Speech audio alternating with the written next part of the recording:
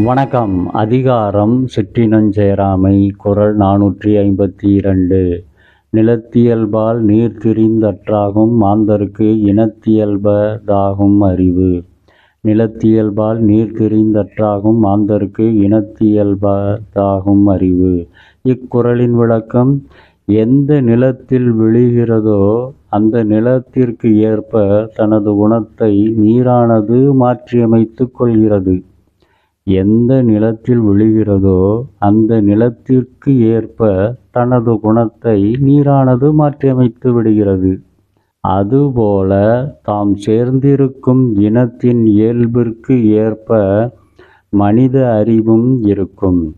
தாம் சேர்ந்திருக்கும் இனத்தின் இயல்பிற்கு ஏற்ப மனித அறிவும் இருக்கும் என்று சேருகிற இனத்தின் குணம் அறிவில் தென்படும் என்றுரைக்கிறார் ஆசான் திருவள்ளுவர். நன்றி.